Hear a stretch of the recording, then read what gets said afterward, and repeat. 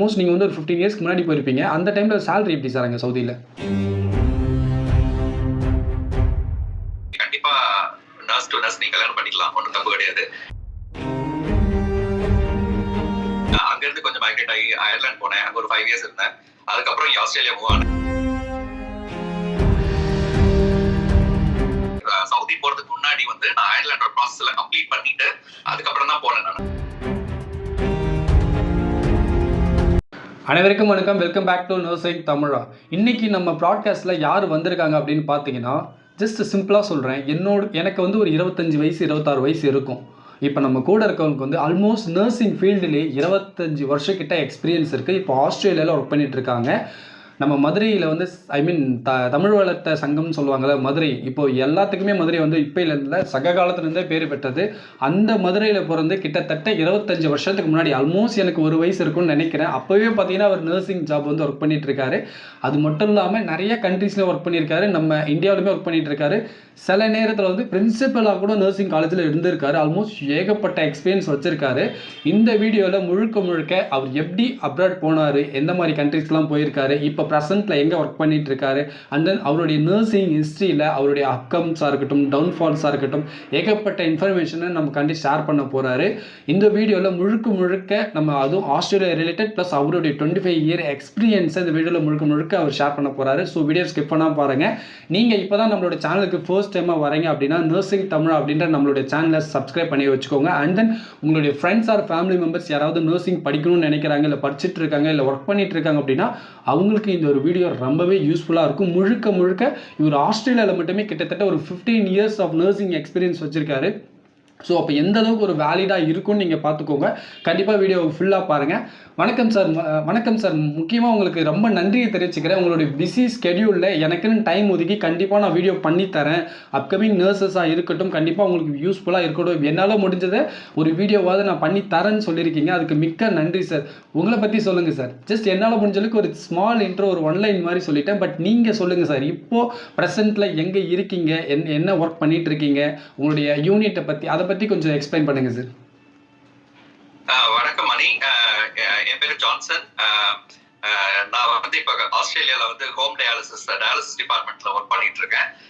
இதுக்கு முன்னாடி நான் மதுரையில தான் நான் பிஎஸ்சி எம்எஸ்சி 2 பேர் மதுரையில தான் பண்ணேன். நான் பண்ணிட்டு அங்கிருந்து ஃபர்ஸ்ட் கரியர் வந்து நான் வந்து சவுதியில ஒரு டீச்சிங் ஆப்பர்ச்சுனிட்டி கிடைச்சது. சவுதி போனேன். அங்கிருந்து கொஞ்சம் மைக்ரேட் ஆகி அயர்லாந்து போனேன். அங்கே ஒரு 5 இயர்ஸ் இருந்தேன். அதுக்கப்புறம் இங்கே ஆஸ்திரேலியா மூவ் ஆனேன். ஆஸ்திரேலியா மூவ் ஆனதுக்கப்புறம் இங்கே ரீனல் டயாலிசிஸ் கோர்ஸ் ஒன்று பண்ணேன். பண்ணிட்டு இப்போ ஃபார் பாஸ்ட் 14-15 இயர்ஸா வந்து நான் டயாலிசிஸ் டிபார்ட்மெண்ட்ல வேலை பார்க்குறேன். ஸ்பெசிஃபிக்காக சொல்ல போனால் ஹோம் டயாலிசிஸ். அங்கே வந்து நாங்கள் வந்து ஹீமோ டயாலிசிஸும் பெரிட்டோன் டயாலிசிஸும் சொல்லிக் கொடுக்குறோம். பேஷண்ட்டுக்கு சொல்லிக் கொடுக்குறோம். அவங்க பேஷண்ட் சொல்லி கொடுத்துட்டு அவங்க வீட்டில் போய் பண்ணிக்குவாங்க. டயாலிசிஸ் அவங்க பண்ணிக்குவாங்க. ஸோ அதை வந்து நாங்கள் ஒரு ரிமோட்டாக நாங்கள் மானிட்டர் பண்ணிக்குவோம். ஹோம் விசிட் மாதிரி போய் மானிட்டர் பண்ணிக்குவோம். எவ்ரிடே போக மாட்டோம். ஒன்ஸ் இன் மந்த்ல, ஒன்ஸ் இன் 3 monthsல, once in 6 months. Depends upon the necessity படி ஹோம் விசிட் போய்க்குவோம். ஸோ இப்போ அந்த டிபார்ட்மெண்ட்ல வந்து நான் பேஷண்ட் ட்ரைனராக வேலை செஞ்சுட்டு இருக்கேன். Okay sir. இப்போது டிபார்ட்மெண்ட்டில் ஒரு ட்ரைனராக சொல்லிங்க. அதுக்கு முன்னாடி பார்த்தீங்கன்னா ஜஸ்ட் இப்போ ஒரு 35 செகண்ட்ஸ் டு 40 செகண்ட்ஸ் தான் பேசியிருப்பீங்க. அதுக்குள்ளே ஒரு மிகப்பெரிய ஒரு விஷயத்த சொல்லியிருக்கீங்க. ஏன்னா நீங்கள் நர்சிங் முடிச்சது ஒரு பிஎஸ்சி முடிச்சிருக்கீங்க, ப்ளஸ் எம்எஸ்சியும் படிச்சிருக்கீங்க. அதை தான் அங்கேருந்து சவுதி போயிட்டு அங்கேருந்து யூகே ஒரு 5 இயர்ஸ் போயிருக்கீங்க. அதுக்கப்புறம் இப்போ ஆஸ்திரேலியா ஒர்க் பண்ணிட்டு இருக்கீங்க. இது வந்து இப்போ அப்கமிங் நர்சஸ் அப்ராட் போகணும்னு நினைக்கிறவங்களுக்கு வந்து பயங்கரமான ஒரு ஸ்போர்ட்டிவாக இருக்கும், கண்டிப்பாக இருக்கும். அந்த நீங்கள் இப்போ வந்து எப்படி சார் ஒரு ஹாஸ்பிட்டலில் இருந்துக்கிட்டு அங்கேருந்து வந்து அந்த ஹாஸ்பிட்டல் மூலிமா ஒரு கிளைண்ட்ஸுக்கு நீங்கள் போய் எஜுகேஷன் கொடுத்துட்டு இருக்கீங்களா, இல்லை நீங்கள் பர்சனலாக வந்து ஒரு பிஸ்னஸ் மாதிரி பண்ணிட்டு இருக்கீங்களா சார்? இல்லை, இது பியூரா வந்து ஹாஸ்பிட்டல் ஓரியன்டட் தான். இதை நான் வந்து இங்கே வந்து ஆஸ்திரேலியாவில் வந்து நான் வந்து விக்டோரியாங்கிற ஒரு ஸ்டேட்ல வந்து மெல்பர்ன்கிற ஒரு சிட்டில வந்து ஒர்க் பண்ணிட்டு இருக்கேன். இங்க வந்து ஈஸ்டர்ன் ஹெல்த் சொல்லிட்டு ஒரு ஹாஸ்பிட்டல், இது வந்து ஒரு பப்ளிக் ஹாஸ்பிட்டல். அந்த ஹாஸ்பிட்டல் அடியில தான் நான் வேலை செய்யறேன். ஸோ அங்க வந்து ரீனல் டிபார்ட்மெண்ட் இருக்கு. அந்த ரீனல் டிபார்ட்மெண்ட்ல ஒன் ஆஃப் த டிவிஷன், அதுல நிறைய டிவிஷன் இருக்கு ரீனல் டிபார்ட்மெண்ட்ல. அதுல ரீனல் வார்டு இருக்கு, ரீனல் அக்யூட் டயாலிசிஸ் இருக்கு, சேட்டலைட் டயாலிசிஸ் யூனிட் இருக்கு. அது மாதிரி இது ஹோம் டயாலிசிஸ்ங்கிறது அதுல ஒரு பார்ட் ஆஃப் யூனிட். அதுல சோ அந்த யூனிட்ல வேலை பார்க்குறோம். இப்போ எங்களுக்கு அடியில ரஃப்லி அபவுட் ஒரு 70 to 100 பேஷண்ட்ஸ் இருக்காங்க. சோ 70 பேஷண்ட்ஸ் வந்து பெரிட்டோனியல் டயாலிசிஸ் பண்றாங்க. ஒரு 30 பேஷண்ட்ஸ் வந்து ஹீமோ டயாலிசிஸ் பண்ணிட்டு இருக்காங்க. Okay sir, fine. ஆல்மோஸ்ட் நீங்கள் ஆஸ்திரேலியா போகிறதுக்கு முன்னாடியே பார்த்தீங்கன்னா உங்களுக்கு கொஞ்சம் நிறைய எக்ஸ்பீரியன்ஸ் இருந்திருக்கு. What about the Saudi experience sir? சவுதியில் நீங்கள் ஏன்னா இனிஷியலாக இங்கே இந்தியாவில் வந்து ஃபர்ஸ்ட் அப்ராட் போனது சவுதி தான். அங்கே எப்படி சார் இருந்தது உங்களுக்கு? ஒர்க்காக இருக்கட்டும் அண்ட் சேலரி வைஸாக இருக்கட்டும் எப்படி சார் இருந்தது? நான் போனது வந்து நான் ஒரு யூனிவர்சிட்டியில போனேன். கிங் சவுத் யூனிவர்சிட்டின்னு சொல்லிட்டு ஒரு யூனிவர்சிட்டியில வந்து நர்சிங் லெக்சரரா போனேன். கம்யூனிட்டி ஹெல்த் நர்சிங் டிபார்ட்மெண்ட்க்கு. ஃபர்ஸ்ட் போகும்போது ரொம்ப கொஞ்சம் ஒரு மாதிரி பயமா தான் இருந்தது. ஏன்னா நிறைய நியூஸ்லாம் கேள்விப்பட்டோம், சவுதியில வந்து ரேசிசம் இருக்கும் அது இருக்கும்னு சொல்லிட்டு. அதனால ஃபர்ஸ்ட் டிராவல் வந்து ரொம்ப பயந்துட்டு தான் போனேன், ஹானஸ்டா சொல்ல போனா. பட் அங்க போனா ரொம்ப கம்ஃபர்டபுளா இருந்தது. பட் ஆனா கண்டிப்பா அப்பப்போ கொஞ்சம் ரேசிசம் நான் ஸ்டூடெண்ட்ஸ் கிட்டே நான் பார்த்தேன் நான். ஏன்னா நம்ம வந்து அங்க டீச் பண்றது வந்து ஒரு இந்தியன் வந்து அவங்க டீச் பண்றது வந்து அவங்க அக்செப்ட் பண்ணலாம் அந்த அளவுக்கு. பட் இப்ப நல்லா மாறிடுச்சு. ஸோ அப்ப நிறைய மித்து இருந்தது, நம்மளுக்கு நிறைய பேரியர்ஸ் இருந்தது, நிறைய நெகட்டிவான ரிப்போர்ட்ஸ் எல்லாம் நம்ம கேள்விப்பட்டிருக்கோம் சவுதி பத்தி. பட் ஒரு சிலது உண்மையா இருந்தது, ஒரு சிலது வந்து பாத்தீங்கன்னா ஒரு அப்படி ஒன்றும் பேரியர் ஒன்றும் பெருசா ஒன்றும் தெரியல. மெயினா நான் எக்ஸ்பீரியன்ஸ் பண்ணது வந்து கொஞ்சம் ரேசிசம், ஸ்டூடெண்ட்ஸ் மத்தியில கொஞ்சம் ரேசிசம் இருந்துச்சு. அது மட்டும் தான் நான் எக்ஸ்பீரியன்ஸ் பண்ணேன். மற்றபடி சவுதி இப்போ நிறைய சேஞ்ச் ஆயிடுச்சு, கம்ப்ளீட்டா இப்போ ஃபுல்லா சேஞ்ச் ஆயிடுச்சு. இன்னும் கொஞ்சம் ஃப்ரெண்ட்ஸ் அங்க வேலை செய்யறாங்க, கம்ப்ளீட்டா சேஞ்ச் ஆயிடுச்சு. இட்ஸ் a good experience ஒரு நாள் சவுதியில வேலை. எஸ் சார், ஐ அண்டர்ஸ்டுட் நீங்கள் என்ன சொல்ல வரீங்க. நீங்கள் சொல்கிறத பார்த்தீங்கன்னா ஆக்சுவலாக இப்போ ப்ரெசென்ட்டில் வந்து பார்த்தீங்கன்னா நிறைய அப்டேட் ஆச்சு. ஏன்னா பக்கத்துலேயே அவங்க யூஏஇயில் வந்து பயங்கரமாக டெவலப் பண்ணிட்டு இருக்காங்க, ஒரு வேர்ல்டு எக்கனாமிக்காக ஒரு டாப்பில் வந்துட்டு இருக்காங்கன்னும் போது நியர்பை இருக்கிற சவுதி அரேபியாவும் அவங்கள மேஜராக அதில் கன்சர்ன் பண்ண ஆரம்பிச்சிட்டாங்க. அதனாலே வந்து நிறைய லிபரேஷன் ரூல்ஸ்லாம் வந்து பிரேக் பண்ணிட்டு இருக்காங்க. முன்ன மாதிரி இல்லாமல் நிறைய இந்தியன் நர்சஸாக இருக்கட்டும், இல்லை பிலிப்பைன்ஸ் நர்சஸாக இருக்கட்டும், அவங்களெல்லாம் நிறைய ரெக்ரூட் பண்ணி அண்ட் அது மட்டும் இல்லாமல் நிறைய கன்ஸ்ட்ரக்ஷன் ஏரியாலுமே இண்டஸ்ட்ரியல் செக்டர்லாம் பயங்கரமாக ஆப்பர்ச்சுனிட்டிஸ் இப்போ இருந்துட்டு தான் இருக்குது. பிகாஸ் அவங்களுடைய எக்கனாமியை வந்து ஈக்குவலாக வந்து துபாய்க்கு ஈக்குவலாக வந்து எடுத்துகிட்டு போகணுன்றதால மெயினாக கன்சர்ன் பண்ணிட்டு இருக்காங்க. எனக்கு புரியுது, ஏன்னா நீங்கள் போனதுக்கும் இப்போ இருக்கிற சவுதிக்கும் டோட்டலாக எல்லாமே வேரியேஷன்ஸ் இருக்குது. பட் சேலரி வைஸ்மே வேரியேஷன்ஸ் இருக்குது. வாட் அபவுட் சார் உங்கள் ஆல்மோஸ்ட் நீங்கள் வந்து ஒரு 15 இயர்ஸ்க்கு முன்னாடி போயிருப்பீங்க, அந்த டைமில் சேலரி எப்படி சார் அங்கே சவுதியில்?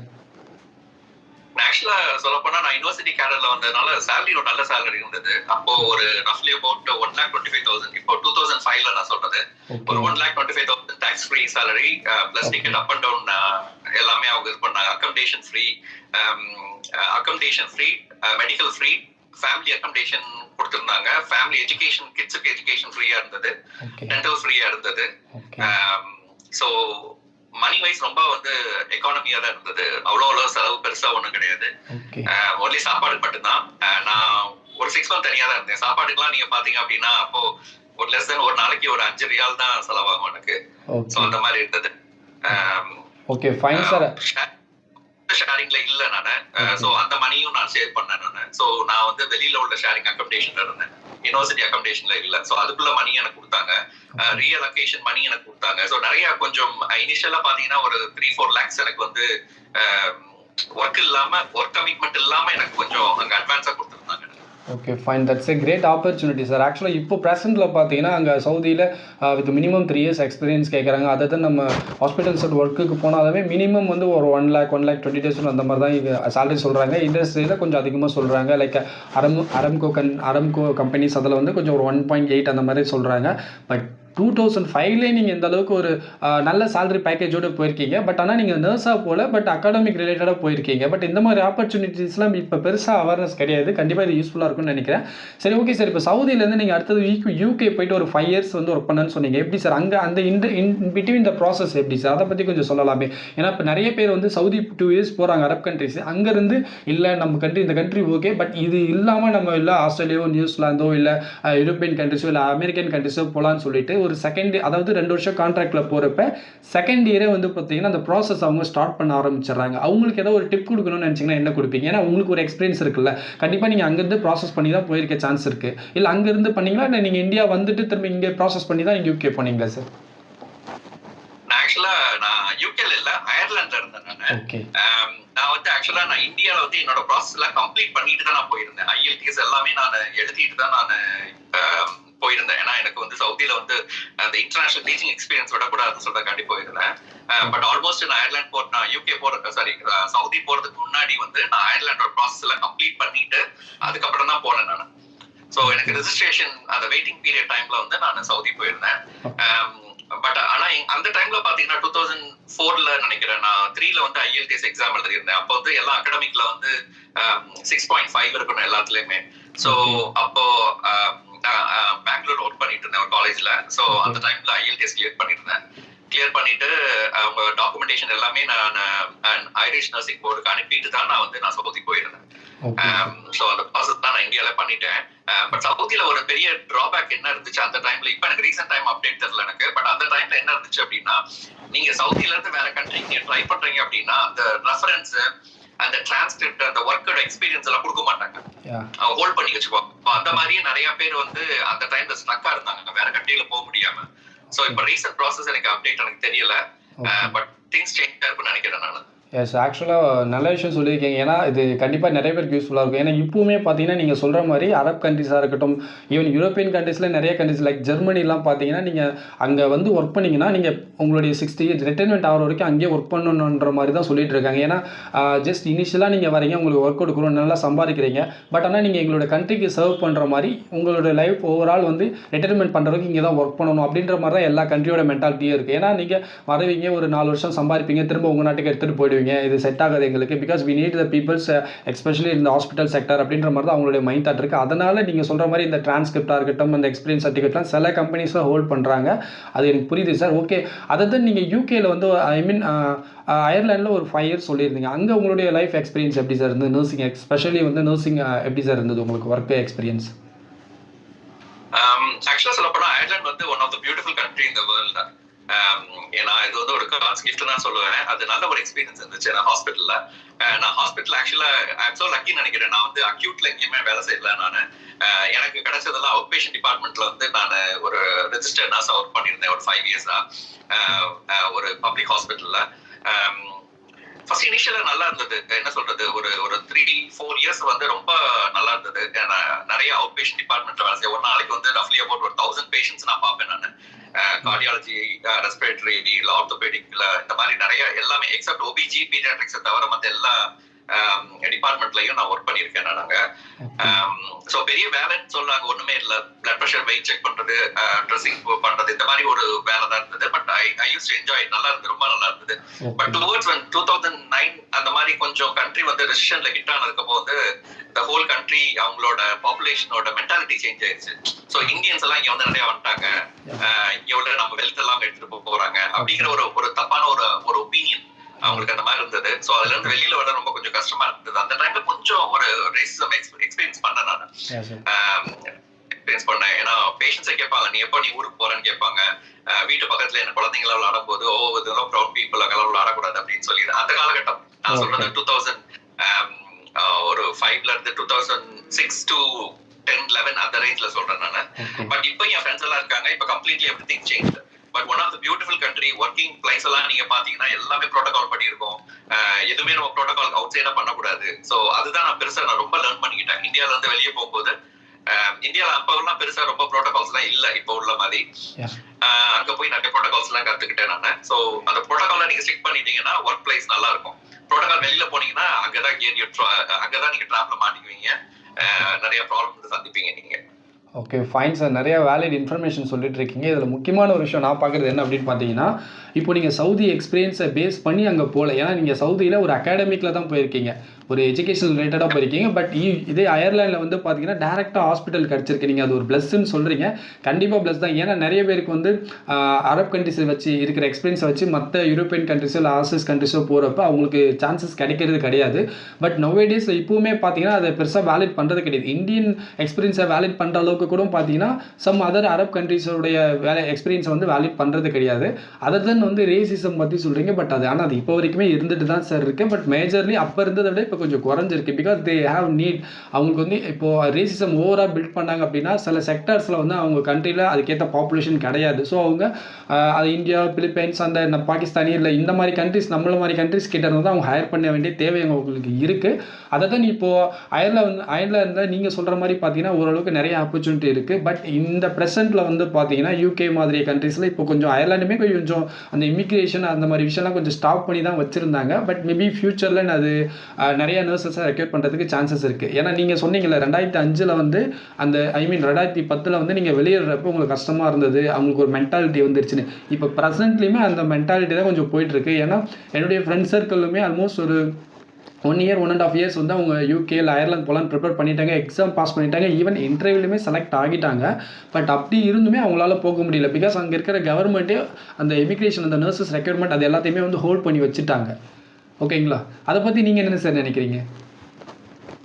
ஆக்சுவலி என்னன்னா ரெக்ரூட்மெண்ட் ஹோல்ட் ஆனதுக்கு வந்து இட் இஸ் பொலிட்டிக்கல் ஒரு ப்ரோட்டோகால் நினைக்கிறேன். ஏன்னா அவங்களுக்கு வந்து இப்ப நர்சஸ் வந்து எவ்வளவு தேவைப்படுதுங்கிறது எனக்கு தெரியல.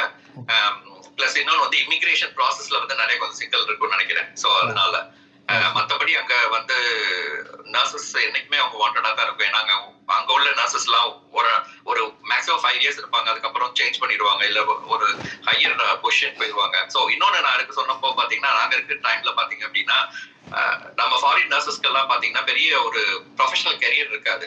நீங்க போய் நர்ஸா வேலை செஞ்சா நர்ஸாவே வேலை செய்ய முடியும், அப்படிதான் இருந்தது. பட் இப்ப ரீசெண்டா நான் கேள்விப்பட்டதுல வந்து இப்பதான் வந்து ஒரு நர்சிங் இது ஒரு கிளினிக்கல் மேனேஜர் அப்படியெல்லாம் கொடுக்குறாங்க. இப்போ முன்னாடி அப்படியே ஸோ கண்டிப்பாக இன்னும் இருக்கு, ஆப்பர்ச்சுனிட்டிஸ் இருக்கு. பட் பொலிட்டிக்கல் ரீசன்னால அந்த விசா ப்ராசஸ் மைக்ரேஷனால மேபி ஹோல்ட் பண்ணி வச்சிருப்பாங்கன்னு நினைக்கிறேன். எஸ் சார், கண்டிப்பாக சார். நீங்கள் சொல்கிறது என்னென்னா ஆக்சுவலாக இப்போ நர்சிங் இந்தியாவிலேருந்து ஒரு நர்ஸாக போகிறோம் அப்படின்னா உங்களுக்கு நர்ஸ் நீங்கள் வந்தது நர்ஸ் அதை தான் உங்களுடைய ஜாப் டிஸ்கிரிப்ஷன் அப்படின்னு நீங்கள் சொல்கிறீங்க. அதே நேரத்தில் சம் சச் ஒகேஷன்ஸில் வந்து நமக்கு ஹையர் போஸ்ட்டுமே ஹையர் பண்ணுறாங்க. இப்போ நீங்கள் இருக்கிற மாதிரி நீங்கள் சொல்கிற மாதிரி நீங்கள் இருக்கிற கண்ட்ரீஸ்மே பார்த்தீங்கன்னா இப்போ நர்ஸ் ப்ராக்டிஷனர்னு ஒரு ஆப்ஷன் இருக்குல்ல. பட் ஆனால் நம்ம இந்தியாவிலேயோ இல்லை அரப் கண்ட்ரீஸோ அந்த மாதிரி ஆப்ஷன் கிடையாது. அந்த மாதிரி அப்கமிங்கில் கொடுக்கறதுக்கு நிறைய சான்சஸ் இருக்குது, நம்ம ஃபியூச்சரில் பார்க்கலாம். அதுதான் நர்சிங் ஜாபை மட்டும் இல்லாமல் நர்சிங் ரிலேட்டட் நிறைய பிஸ்னஸ் ஆப்பர்ச்சுனிட்டிஸுமே இப்போ இருந்துட்டு இருக்கு. லைக் ஹோம் கேர் நர்சிங் அப்ராட்லேயுமே இருக்கட்டும், இல்லை ஒரு இந்தியன் நர்சஸ் வந்து அப்ராடுக்கு வந்து ரெக்யூர்மெண்ட் பண்ணுறதா இருக்கட்டும், அந்த மாதிரி ரிலேட்டட் வந்து நம்ம நர்சஸ் நிறைய பிஸ்னஸ் இப்போ பண்ண ஆரம்பிச்சிட்டாங்க. அது ஃபியூச்சரில் நிறைய இன்னும் அப்டேட் ஆகும்னு நம்ம நம்புகிறோம். அதுதான் நீங்கள் உங்களுடைய ஜேர்னி அப்படியே கண்டினியூ பண்ணலாம் சார். இப்போ யூகேலேருந்து அடுத்து நீங்கள் வந்து அசிஸ்ட் போகணுன்னு சொல்கிறீங்க ஆஸ்திரேலியாவுக்கு. அந்த இன் பிட்வீன் அந்த டிரான்ஸ்மிஷன் எப்படி சார் இருந்தது? திரும்ப நீங்கள் இந்தியாவுக்கு வந்தீங்களா இல்லை அங்கேருந்தே ப்ராசஸ் பண்ணி அசிஸ்ட் போயிட்டீங்களா சார்? எப்படி சார் அதை பற்றி கொஞ்சம் சொல்லுங்கள் சார். ஆக்சுவலா என்னன்னா இங்க ஆஸ்திரேலியன் கவர்மெண்ட்ல இருந்து அயர்லாந்துக்கு வந்து இன்டர்வியூ வந்திருந்தாங்க. 2010ல வந்து இன்டர்வியூ வந்திருந்தாங்க. ஒரு ஜாப் ஃபேர் மாதிரி போட்டிருந்தாங்க. ஸோ அப்ப நாங்க அட்டென்ட் பண்ணியிருந்தோம். ஸோ அப்ப அங்க அட்டென்ட் பண்ணிட்டு அங்க இருந்தா நாங்க மைக்ரேட் ஆகி போனோம், இந்தியால இருந்து பண்ணல. ஸோ எங்களுக்கு அப்போ ஒரு நல்ல ஒரு ஆப்பர்ச்சுனிட்டி இருந்துச்சு. என்ன அப்படின்னா ஒரு இங்கிலீஷ் ஸ்பீக்கிங் கண்ட்ரி, ஒரு வெஸ்டர்ன் கண்ட்ரில வந்து ஒரு இங்கிலீஷ் ஸ்பீக்கிங் கண்ட்ரில வந்து மோர் தென் 2 இயர்ஸ் ஆஃப் எக்ஸ்பீரியன்ஸ் இருந்துச்சு அப்படின்னா நீங்க வந்து ஐஎல்டிஎஸ் எக்ஸாம் ஆஸ்திரேலியாவுக்கு போகும்போது தேவையில்லை ரெஜிஸ்ட்ரேஷனுக்கு அப்படின்னு சொல்லிட்டு ஒரு ரூல் இருந்தது. சோ அந்த ரூல் பேஸ் பண்ணி தான் நான் வந்து அங்க ரெஜிஸ்ட்ரேஷன் அப்ளை பண்ணேன். சோ நாங்க இருக்கும்போது எனக்கு ஐஎல்டிஎஸ் எக்ஸாம் அப்போ எழுதல. நானு அயர்லாந்து போனப்ப எழுதியிருந்தேன், பட் ஆஸ்திரேலியாவுக்கு தனியா எழுதல. அதே மாதிரி நர்சிங் லைசன்ஸ் எக்ஸாம் வேற எந்த எக்ஸாம் நான் எழுதல. ஜஸ்ட் ஒரு இன்டர்வியூ மட்டும் தான் அட்டென்ட் பண்ணோம். அதுல வேலை கிடைச்சது. வேலை கிடைச்ச உடனே டைரக்டா என்ன பண்ணாங்கன்னா அர்ஜென்ட்டா அவங்களுக்கு தேவைப்படுறதுனால என்னோட ஒய்ஃப் அந்த டைம்ல வந்து அவங்க மிட் ஒய்ஃபா வேலை செஞ்சாங்க. சோ அவங்களுக்கு இமீடியட்டா அவங்களுக்கு ஆள் தேவைன்னு சொன்னதுனால ஒரு ஸ்பெஷல் கிளாஸ் ஆஃப் வீசா இருக்கு, அது பிசினஸ் வீசான்னு சொல்லிட்டு. சோ அதுல எங்களை ஃபர்ஸ்ட் கண்ட்ரிக்குள்ள கூட்டிட்டு போயிட்டு அப்புறம் அங்க இருந்து எங்களுக்கு வந்து ஒர்க் வீசா கன்வெர்ட் ஆயிட்டு அதுக்கப்புறம் வித்தின் 1 or 2 years 1 year நினைக்கிறேன் எங்களுக்கு பிஆர் அவங்க ஹாஸ்பிட்டல்ல எங்களுக்கு பண்ணி கொடுத்துட்டாங்க. சோ அந்த பசங்க ரொம்ப ஈஸியா இருந்துச்சு. Within everything like within a week எல்லாமே முடிஞ்சிருச்சு. இன்டர்வியூ அட்டெண்ட் பண்ணதுல இருந்து வித்தின் a week எல்லாமே எங்களுக்கு முடிஞ்சிருச்சு.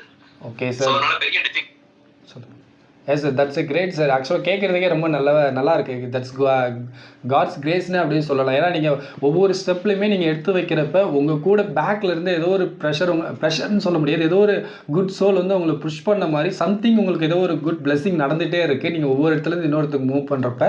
நானே கேட்கணும்னு நினச்சேன் சார். இன் பிட்வீன் ஆக்சுவலாக வந்து நீங்கள் இப்போ உங்களோட ஒய்ஃபோட மூவ் பண்ணீங்கன்னு சொன்னீங்க. நானே அதை கேட்கணும்னு நினச்சிட்டு இருந்தேன். ஏன்னா நிறைய பேர் வந்து ஒரு 2 years வந்து ஒரு கண்ட்ரீஸில் போய் ஒர்க் பண்ணுறாங்க. மேக்ஸிமம் அந்த 2 years போது அவங்களுக்கு ஒரு 27 ஏஜ் ஆகிடுது, மேரேஜ் பண்ணலான்னு முடிவு பண்ணுறாங்க.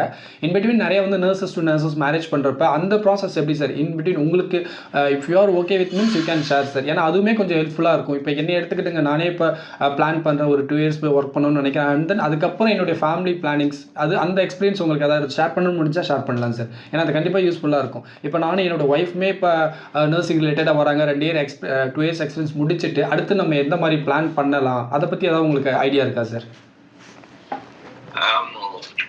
கண்டிப்பா. ஏன்னா நான் வந்து மேரேஜ்க்கு அப்புறம் தான் நான் ஃபாரின் ட்ரை பண்ணி போனேன் நானு. சோ அதனால எங்களுக்கு எப்ப நாங்க அப்ளை பண்ணாலுமே ஃபேமிலி விசா அப்ளை பண்ணி தான் நாங்க போனோம். ஈவன் எனக்கு சவுதியா இருக்கட்டும், எனக்கு டீச்சிங் ஜாப்ல என்ன பண்ணாங்க அப்படின்னா எனக்கு ஃபேமிலி ஸ்டேட்டஸ் கொடுத்தாங்க எனக்கு.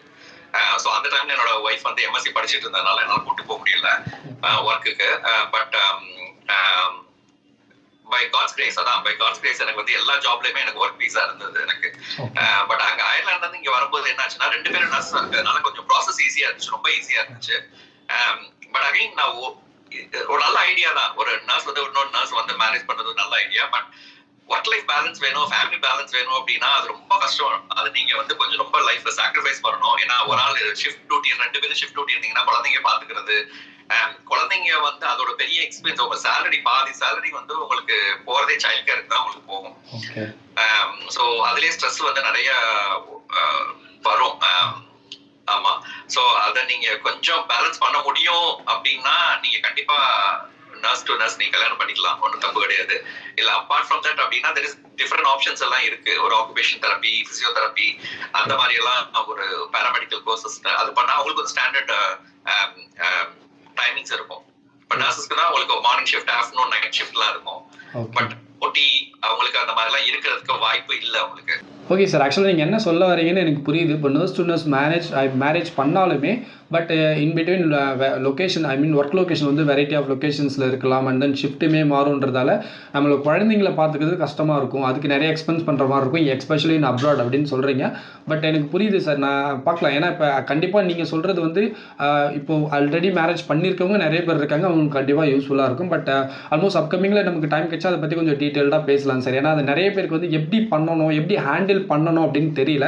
பட் உங்களுக்கு வில்லிங் இருந்ததுன்னா நம்ம அப்கமிங்கில் பண்ணலாம். ஏன்னா you having a lot of experience in the especially in the handling of family with the children's because 2 பேருமே நர்சஸாக இருக்கிறீங்களா, அந்த ஸ்பெசிஃபிக்காக சொல்கிறேன் சார்.